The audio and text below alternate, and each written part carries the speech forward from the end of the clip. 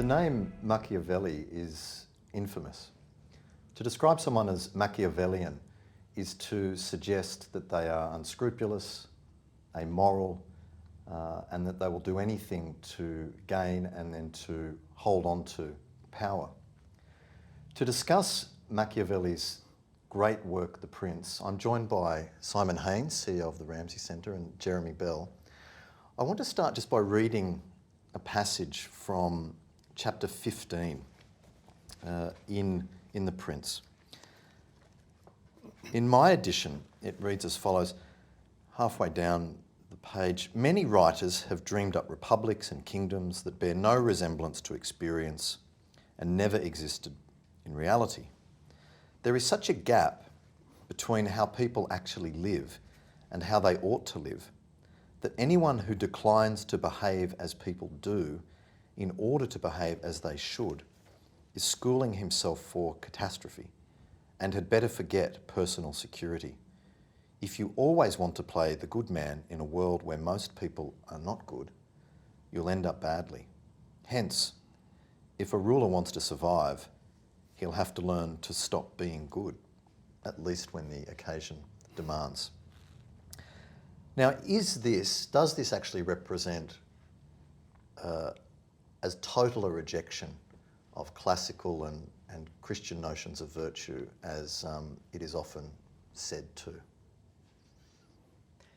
Shall I go? Do you want to go first, Jeremy? I would say yes, without hesitation and actually without qualification. There's a later passage where the way Machiavelli puts it is a prince must learn how to enter into evil when forced by necessity. Entrare in male. Yes. Now, I think he means that. There are people who will say, look, Machiavelli is not actually saying you should behave evilly all the time or anything like that. And they stress, he says, when forced by necessity.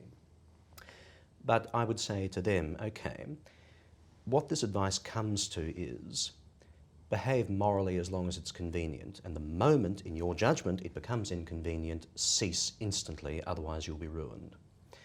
Now, no Christian or classical pagan moralist would ever say that. It transforms the whole character of morality to say that. It basically means morality is a tool, and that's actually how Machiavelli describes it in effect. A prince must use, my translation of the passage you read out, the last part says this: a prince, if he wants to maintain himself, must learn to be able not to be good and to use this and not use it according to necessity. Again, that brings it out very, very clearly. Morality is useful sometimes and sometimes not, which is to say it's a tool. Simon. So, Jeremy, let me, for the sake of the discussion, put an alternative view, which is where you said at the beginning that Machiavelli rejects classical and Christian notions of the virtues. I think I'd probably agree as far as the Christian ones are concerned, but I'm not sure about the pagan ones. It seems to me that if you read what he says from the very beginning of The Prince, for one thing, he's very insistent on the virtues and qualities of a republic. He's less certain about the virtues of a principality. But a lot of what he says about the republic is couched in terms of republican virtues that we would recognise, particularly love of liberty. And one of his pieces of advice to princes is, whatever you do, if you try to take over a republic, don't forget that they will never forget that you've suppressed their freedoms and their liberties. So that's one example of classical virtues that he does actually believe in. A second thing I would say is that if you look at that same chapter 15, Stephen, that you started out with, the very end of the chapter, and again, this is in my translation, quite a complex series of sentences, but he says, if one considers everything carefully, doing some things that seem virtuous may result in one's ruin, whereas doing other things that seem vicious may strengthen one's position and cause one to flourish. Now, what I'm interested in here is this notion of flourishing. Machiavelli calls this bene essere. And I would be inclined to see that, and I'd be interested to know what you think about this, in terms of the classical virtue of eudaimonia. In other words, the flourishing, the good life, the flourishing life, and particularly the flourishing state. Machiavelli, it seems to me, posits that as the necessary condition for all other virtues to flourish. If you don't have a flourishing state, then nothing else will work. This is complicated, and we can talk about it more, and it has to do with the difference between the word virtu, as he uses it, and what we might think of as the virtues. But it does seem to me that for him, that eudaimonia, that bene essere, is a value, an ultimate value, which, yes, sometimes, and I'm sounding like literally the devil's advocate, bearing in mind that Niccolo Machiavelli was referred to as Old Nick repeatedly through the Renaissance and ever since. In other words, he was a synonym for the devil. And a Machiavel was a crook and a knave. 400 references in Elizabethan drama to Machiavelli as a bad guy. So I'm pleased to hear Jeremy perpetuating this notion of him. But I do think there's a lot to be said for the Prince as a defence of bene essere and eudaimonia and the good life. So Sure. What do you think of that? Yeah. Well, okay, a couple of things. Regarding liberty, you're quite right. Machiavelli says the memory of a republic's ancient liberty will never die. You need to watch out. And what does he conclude? The most secure path is to eliminate them or live in them. Your choice. In other words, yes, republics have a vigorous sense of how important liberty is. That will never die, so to be safe, destroy them. As in some cases the Romans did. Yes, well. Now, so, I mean, there's more to be said about Machiavelli on republics, certainly, as opposed to principalities. But throughout this text, Machiavelli is giving advice primarily to princes, and it includes advice on how to secure a republic that you destroyed and turned into your principality. Now, regarding eudaimonia, in a way I agree with you, and I think that this is actually where things come to a head. The way I would frame it is, okay, can one's own well-being necessarily be incompatible with doing what is right? Now, I would say, okay, we were talking about Socrates earlier today. Socrates famously says in the Apology, it is better to die than to commit injustice, and it is better to suffer injustice than to do it. Now, I think Machiavelli would take that as a perfect illustration of the foolishness that he is seeking to undermine.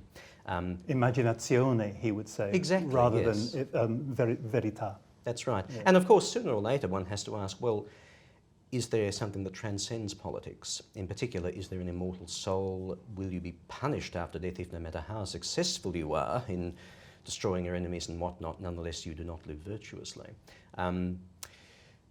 From the Christian point of view, and I agree with you, in the case of Christianity it's much easier to see. St. Paul says we must never under any circumstances do evil, that good might come, even if that good includes our own safety. We must die rather than betray God or do injustice. But you find a similar, although not quite the same, thought in paganism, I would say. And I've talked about Socrates, in Aristotle too. For Aristotle in the Nicomachean Ethics, there are some things you must never do. A limited number. And it's an interesting question, why not? But I think for Machiavelli, another way of putting his advice is, look, there is nothing that you must rule out a limine. Circumstances might arise where it is necessary to do what presently seems unthinkable. And if you're prudent, and if you care about your well-being, your eudaimonia, you'll do them. Yeah, I mean, just picking up the point you're making about Christian virtues, I don't actually think, I don't know whether you agree with this, but I don't think Machiavelli is actually hostile to the standard set of Christian virtues. He just says they don't work when it comes to running a state. So, I mean, he's been criticised for being, in fact, this is the standard criticism of him ever since the first attacks on him just after The Prince came out, for being basically the devil, for being anti-Christian. The book actually isn't anti-Christian. It simply says that that set of values doesn't belong in running bene essere, a well-being, the state of well-being. So it's not that he's offering an alternative morality and denigrating the Christian one. He says there are two.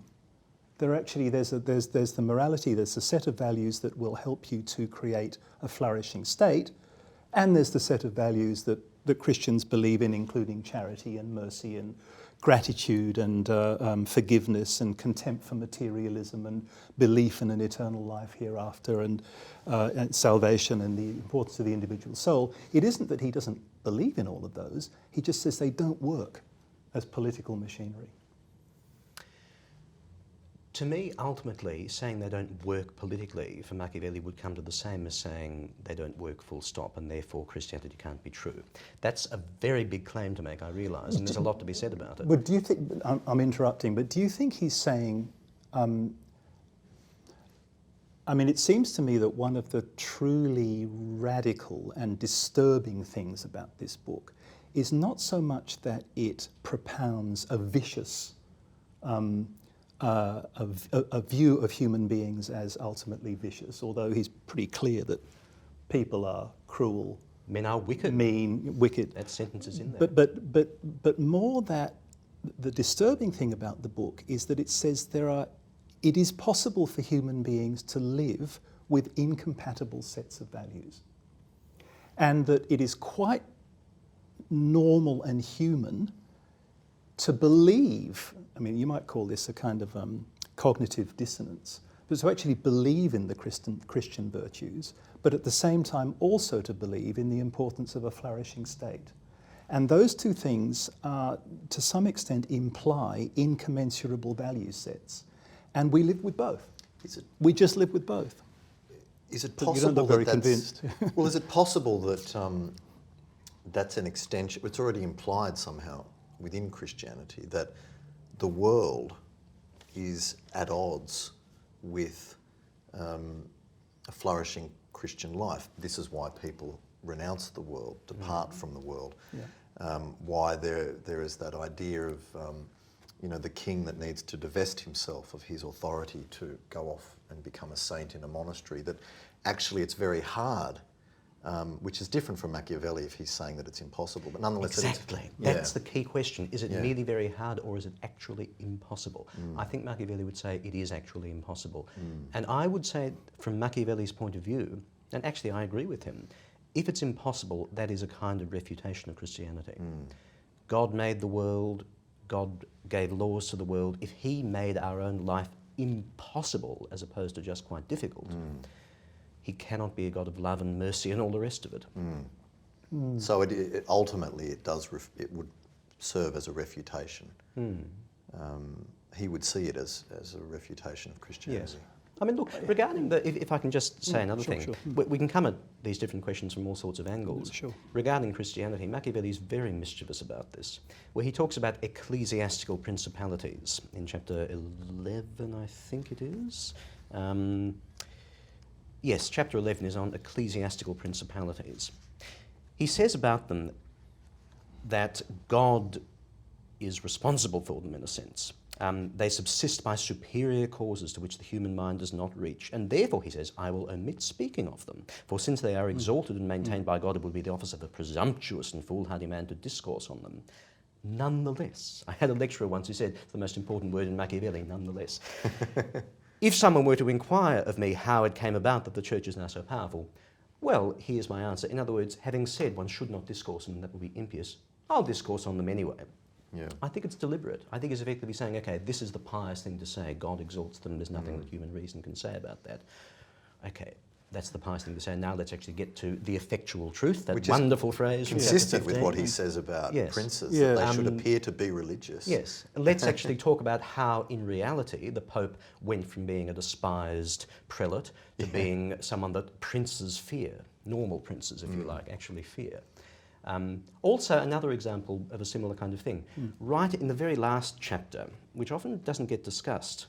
The passionate plea to have a free Italy. To seize Italy and free from the barbarians. There's this amazing passage where he's saying to Lorenzo, look, the situation is perfect for you to do this. And amongst other things, he says this: here may be seen extraordinary things without example brought about by God. The sea has opened, a cloud has escorted you along the way, the stone has poured forth water, here manna has rained, etc.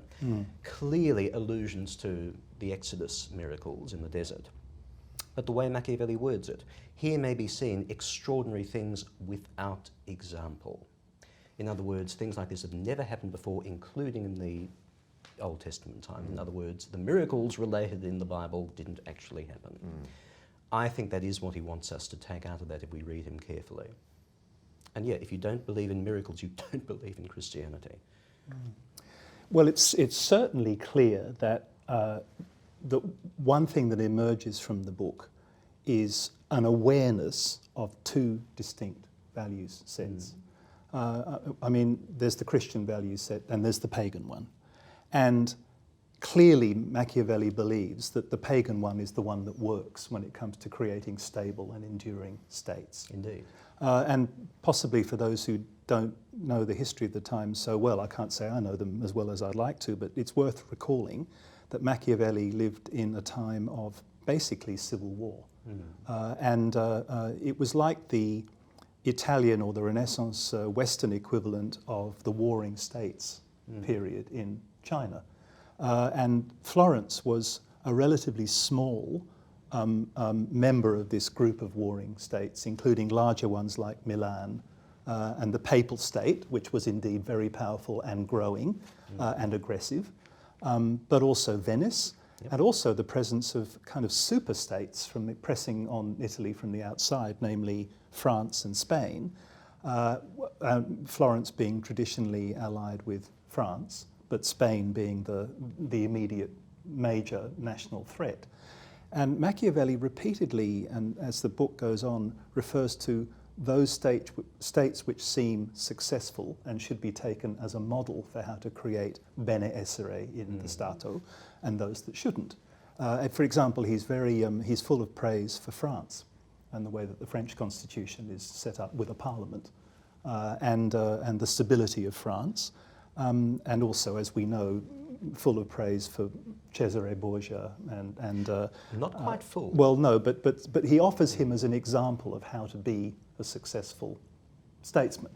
Except that he wasn't Except that successful. while he was. But so it's worth remembering. I'm thinking of the end of chapter 18 here, and we referred obliquely to this. But he says, if a ruler contrives to conquer and to preserve the state, the means will always be judged to be honourable and to be praised by everyone. So where he's coming from here is preserving the state is a supreme value. And that's when Florence is small and threatened by large states all around, when it's changed hands so recently, when Machiavelli owed his own diplomatic career to the end of one Medici rule and before the arrival of the one after, he's in a kind of a sort of a sandwich, a twilight between one and the other, very conscious of threat. Maintaining the state is a supreme value to him. I think there's an issue here. And about Rome, sorry, Jeremy, and yes. Rome is often adduced by Machiavelli as the supreme example of a successful state under Indeed. some of its leaders. Well, yes. I was going to say there is a question here about the word state. Sure. Issue. Yeah, Stato. Yeah. My understanding is that Stato here, yes, it does mean state in our sense, but it also means status. And the connection with status is it is the state, the condition of someone who is ruling over a principality in this case. And in fact, my translation of the passage you read out refers not to the state, but to his state. Yeah, lo Stato, it says in LO. Yes. Yes. Yeah. Let a prince win and maintain his state. And I think... It could mean the state that he's the prince of, but also his own personal state. But yeah. I think Machiavelli sometimes is actually quite explicit, is the prince's personal security and well-being, which of course means his security as ruler of a secure state, which is fundamental. And where I think this actually becomes clearer than anywhere else is when he's discussing two Roman emperors, Marcus and Septimius Severus, yes. Because when it comes to Severus, he's very clear, look, Severus oppressed the people, the masses, the people were unhappy, and he made the soldiers happy, and that was absolutely what he had to do, because that was how he kept himself secure. And of course, it also meant that the Roman Empire was free of divisions, but the perspective does seem to be, and that's good for Severus. Hence, it was his virtu that kept him secure and, as it were, incidentally also his state secure, albeit unhappy. Can we get a final comment from you, Simon? Oh, final comment. Simply that I think it's worth bearing in mind when we're looking at the virtues, both the pagan and the Christian ones, all the 7 deadly sins, all the 7 virtues. It's worth bearing in mind that Machiavelli is probably the most critical thinker, if we're interested in critical thinking, almost in the history of political philosophy, because he holds that standard set of virtues and vices up to question and says, well, whatever you say about how desirable these things may be, the fact is that people are not like that. Most people, at least some of the time, are cruel, fickle, cowardly, etc., etc. Now, you know, somewhere around, there is some truth in this. There is some truth in this. But some people are virtuous. Yeah, some people are virtuous, people but are he's saying that the saints, people, somebody who is only virtuous in those senses is just not going to be a good ruler. And if what you need is a state in which the other virtues and civilization can flourish, sometimes it may be necessary to break a few eggs to make that omelette. We'll have to finish there. Thank you both. Yeah, pleasure.